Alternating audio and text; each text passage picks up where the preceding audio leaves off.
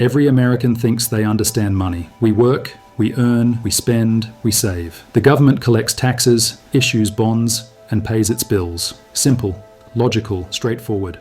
But what if I told you that everything you think you know about how money works in America is built on an illusion? What if the entire system operates on a mechanism so counterintuitive that most people refuse to believe it even when shown the evidence? The United States government doesn't just spend money or borrow money, it manufactures both money and debt, simultaneously, in the same instant, through a process so elegant and so disturbing that it makes medieval alchemy look primitive. And this isn't some conspiracy theory or fringe economics. This is official policy, documented in federal records, happening right now at a scale that would make your head spin. In fiscal year 2024 alone, the Treasury held nearly 300 auctions and sold more than $8 trillion worth of securities. 8 trillion? That's not a typo. To put that in perspective, that's more than the entire gross domestic product of Japan, Germany, and the United Kingdom combined. And every single one of those auctions performed the same magic trick, creating money out of thin air while simultaneously creating debt obligations that future generations will inherit. But here's where it gets interesting.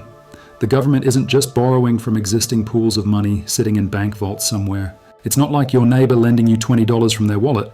When the Treasury sells a bond, it's creating new financial assets that didn't exist moments before. And when investors buy those bonds, the money they pay doesn't disappear into some government savings account. It becomes liquid capital that flows directly into federal spending, funding everything from military salaries to Medicare payments to infrastructure projects. This is the machinery that keeps America running, and most Americans have never seen it work. So let me show you exactly how the government manufactures money and debt at the same time, why this process is both brilliant and terrifying, and what it means for your financial future. The foundation of this system rests on something called Treasury auctions. Picture this. Every few days, the United States Treasury announces it needs money, not because the government is broke, but because it spends more than it collects in taxes every single year. In fiscal 2024, the government spent nearly $7 trillion, but only collected about $4.5 trillion in revenue. That $3.5 trillion gap has to come from somewhere. So the Treasury creates debt instruments, bonds, notes, bills. These are essentially IOUs, backed by the full faith and credit of the United States government. But here's the crucial part. These IOUs didn't exist before the Treasury created them.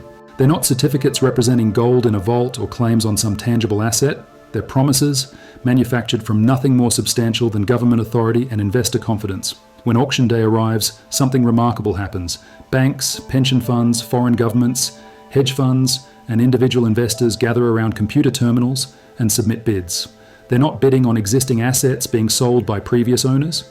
They're bidding on newly created government promises that materialize the moment the Treasury announced the auction. Let's walk through a real example.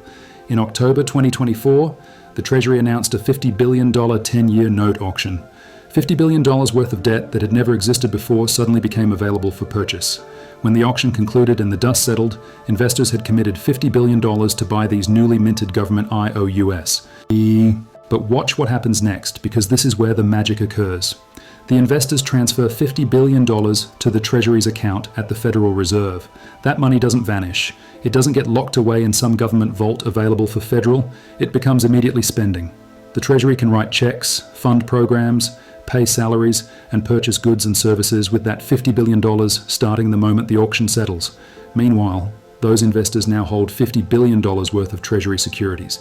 These bonds become assets on their balance sheets. They can trade them, use them as collateral for loans, or simply collect interest payments for the next 10 years. The financial system just gained $50 billion worth of new assets that didn't exist before the auction. So, in a single transaction, the government created $50 billion in new debt obligations and $50 billion in liquid money for immediate use. The debt is real. The money is real. Both were manufactured simultaneously through nothing more than the auction process and the confidence that the United States government will honor its promises. This isn't a one-time event. It's happening constantly. During the final quarter of 2024, the Treasury expected to borrow $546 billion in new debt. The first quarter of 2025, another $823 billion. Each auction repeats the same process, creating debt instruments from thin air, selling them to investors, and converting investor payments into government spending power. The scale is staggering. Since 2014, total federal debt has doubled from less than $18 trillion to over $35 trillion. That means in just 10 years, the government manufactured $17 trillion worth of new debt instruments and $17 trillion worth of new spending capacity. Every dollar of debt created became a dollar of government purchasing power. But the Treasury auctions are just the beginning. The Federal Reserve adds another layer to this money and debt manufacturing process through something called quantitative easing. When the Fed wants to inject liquidity into the financial system, it doesn't print physical currency and distribute it. Instead, it creates new bank reserves electronically and uses those reserves to purchase Treasury securities and mortgage-backed securities from financial institutions. Between 2020 and 2022, the Federal Reserve expanded its balance sheet from $4 trillion to $9 trillion. $5 trillion in new bank reserves created digitally, used to purchase bonds from banks and investment firms. When the Fed bought a Treasury bond from a bank, it credited that bank's account with newly created reserves while taking ownership of the bond. The bank gained liquid capital to lend out, while the Fed gained interest-bearing assets.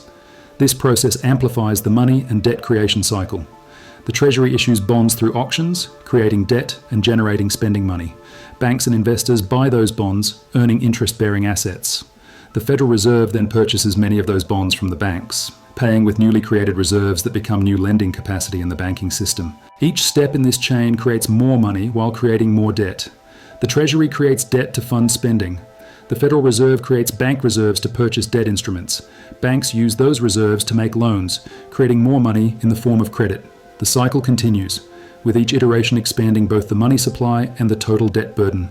The most unsettling part of this system isn't the scale or the complexity. It's how few people understand that their own savings and investments are intimately connected to this debt manufacturing process. When you deposit money in a bank, that bank likely holds Treasury securities as assets. When your pension fund or 401k grows in value, it's often because fund managers have invested in government bonds. When foreign countries hold dollars as reserve currency, they're typically parking those dollars in Treasury securities. This means that the debt the government creates becomes the foundation for private wealth across the entire economy. Your grandmother's savings account is backed by bonds that represent government debt. Your insurance company's ability to pay claims depends partly on Treasury securities in their portfolio. Even money market funds, marketed as the safest possible investments, are loaded with short-term government debt instruments. The feedback loop is inescapable. The government needs to manufacture debt to fund operations. Investors need safe assets to store wealth. Banks need collateral for lending. Foreign nations need stable reserves for international trade. Government debt serves all these functions simultaneously, which means the system becomes self-reinforcing. The more debt the government creates, the more assets the private sector has to work with. But this creates a dependency that would make any medieval king jealous. The private sector needs the government to keep issuing debt to maintain asset values and liquidity. The government needs the private sector to keep buying debt to fund operations. Neither side can exit the relationship without triggering a crisis that would devastate both. Consider what happens when this machine shifts into reverse. In 2022, the Federal Reserve began shrinking its balance sheet, allowing bonds to mature without replacement and selling securities back into the market.